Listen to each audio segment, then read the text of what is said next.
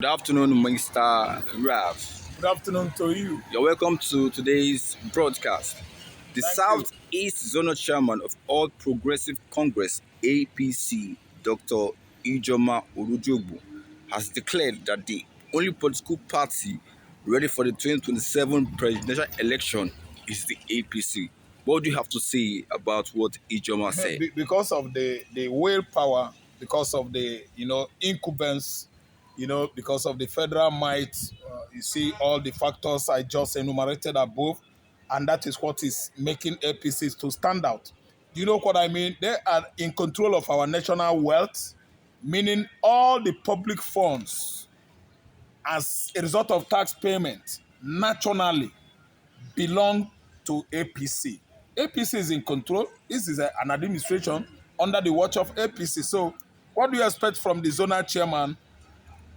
She is just out of her own opinion and selfish interest, rendering out all these rubbish.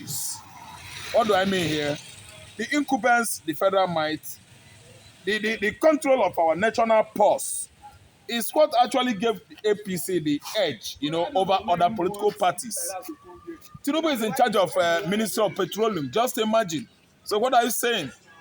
He could bribe and bribe and bribe even dead cops. Tinubu is going to bribe trees, going to bribe dogs and other, domestic animals. Comes 2027 election.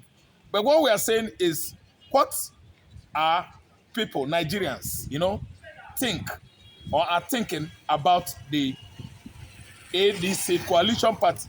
The coalition party that is, constituted or comprised of all the political heavyweights in Nigeria. I named them Atiku number 1, 2, Kwankwaso 3, L5, Peter Obi, Ahmed Dati, and so on and so forth. Many political juggernauts in the north actually have, congregated together, packed themselves in ADC political party to make sure that APC is not going to have edge over ADC comes 2027.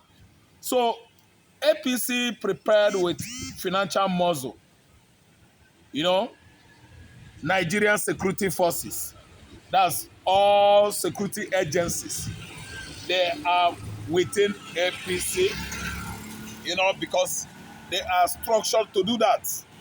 They are not looking at the other side that the police, the soldier, the customs, the prison controller, most of them will be, dispatched to various polling units, regions and provinces in Nigeria that day to make sure that electoral malpractices is not be.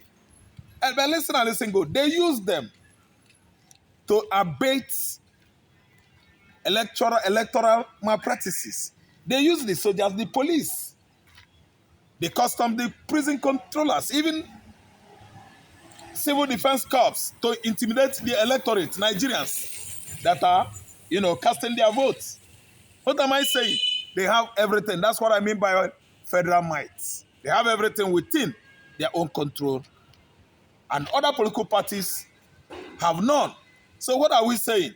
And at the end of the day, they might win, still Nigerian situation will remain battered and excruciating. Yet, the police are going to buy from the same market where the entire electorates in this country are buying. The soldiers are going to buy same price where the entire electorates are buying bags of beans, bags of rice, and other essential commodities. So after the election, the situation of this country remained excruciating and painful. Still, the soldiers, the police, and other security agencies that abated rigging are part of these sufferings and the excruciating economy. So that is where the stupidity, insufficiency, and foolishness lies. Because everybody is within that venue of suffering and the stupidity. Because even if police, soldier, the army, and the rest of them are baited rigging, they are going to, build a separate market with separate price control board, monitoring Nigerian police and soldiers to buy at a different cheap price. That is when it out of, question of idiocy and stupidity. But you see, you find out that at the end of the day, the soldiers, they will be crying. The police will be crying. And other security forces will be what? Wailing. Even more than their civilian, counterparts. So that is where I'm just inviting idiocy and stupidity as the problem that Nigerian security forces are having. Just imagine the people that are making lives very difficult for the entire populace. At the end of the day, they are making life difficult for themselves. Why? During the time of their resignation or retirement, all the retirees in Nigeria, go and do your research. The people that are suffering most of their gratuity are the police and the army. They die while queuing to receive their what? Their pension. I don't know what I understand. So what goes round turns around. It revolves, it evolves. Later, it's gonna come back to them one by one because to collect that pension, it takes lives in large numbers. And who are these people that are collapsing on the queue, waiting for, immemorably, internally, for their, what they call it, pension payment? Who are those ones? Badly affected. The police, the soldiers, not even the civilians. The civilians, they have lots and lots of skill acquisition while working in various public agencies. Yes, but the security forces are more committed. Yes, more committed, more devoted. They don't have anything like skill acquisition. They only mind their guns, and all the security trainings to avoid security porosity. The border will not be porous because the police are manned there. They are working hard. The borders will never be porous because the soldiers are armed to the teeth, manning the entire border. So they don't have enough time to go for skill acquisition, which could help out anytime they go into retirement. That's why you see that the civilians, the bankers, the other civil servants are on the better position. So the mechanism normally used by the federal, used to rig elections, are part of the components of federal might we are talking about. And the police, the soldiers, the immigrations, the customs, and the prison controllers, even the civil defense corps are not left out. They are the ones suffering it most at the end of the day. Yet, anytime they want a ring, they invite Europeans, invite Asians, and Americans as electoral observers, and all these invitees from abroad, they are the ones that will actually give them the way to rig, applause them, and actually make sure that they rig in favor of the person that will work in their own favor too. At the end of the day, they will be coming, stealing. They will be coming from Europe, from America, stealing our natural resources, ganging up with all these dubious politicians they help to rig election. You see what is going on the continent of Africa, man? It is so magical, if you ask me. Onto what Fayose said, he said APC comes first, OB comes second, ADC comes third, why PDP come fourth? What do you have to say about what Fayose said? There's a big disappointment to the APC political platform, and you've seen what played out in Ekiti. Already the party chairman in Ekiti State, they are clamoring and shouting, Fayose, Fayose, Fayose, Fayose. You are the black sheep of PDP. You are the black sheep of PDP. We have actually, concluded plans to excommunicate you and chase you out of the party as a result of anti-party activities committed by you. Fayose over the years has, actually deviated from being the Fayose I know, the friend of the truth, the friend of the land of the rising sun. Yes, over the years, he has been our best friend, but after 2023 election won by P2B, Fayose started singing, dancing to another tunes. He was the one that said they don't need lessons from Ngozi Chimamanda Adichie when he was putting pressure on the judiciary to give Obi what actually belonged to Obi. Then Fayose came out and said, man, we don't need Chima Adichie's, lesson.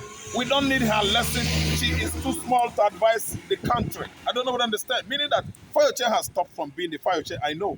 The Fayose of 2017, 2018, 2019. From 2019 down to 1999, the Fayose I know was my best friend. The friend of the land, people up from the land of the rising sun. That's Ayo Fayose. He has today, deviated from doing the needful. Why? He is eyeing ambassadorial appointment from the current regime. I don't know even if one has actually been appropriated and perfected for him to take over that designation. Fayose must be an ambassador very soon. You see most of them that are, are baiting and they helping this kind of illegitimate administration. There are many, designated positions in the high places that have been perfected for them, and they are going to take those positions. That's why they are playing the roles of eye service. Fayose, I know, was a man, I know, so blunt, a truthful man who does not give, a damn. He is always blunt, saying the truth, telling government exactly how it is. That was how they beat him up when they conducted the election of 2018. Fayose was rough-handled by the police. They could not even look at the other side of immunity clause covering him as a governor. They rough-handled him, pulled him down, and he received as many punches as possible. Just imagine a man, a presiding governor. I don't know what to understand. That was when he was fired. But this time around, I think they have actually given him that political chewing gum. And as he chooses it, he has started misbehaving. Fayose, if you ask me, has been sacked by Ekiti State chairman of PDP. He is no longer theirs. I followed up last week. I read even online when they were at least blasting Fayose, criticizing him over many anti-party activities and statements. So this time around, he's not a member of PDP Ekiti State anymore. The chairman of PDP in that state has actually, served him red card. But let me tell you, the PDP we've seen this time around, they don't have taproot anymore. All the PDP juggernautes that would have, held that party, I regard them as the pivots that are holding the party PDP. They are all off, out of PDP right now. They are ganging up against PDP, against APC and other political parties. Within ADC, you will find those strong PDP staunch men in ADC. ADC has actually acquired PDP, if you ask me. PDP has lost their appearance. Thank you, Mr. Rap. You are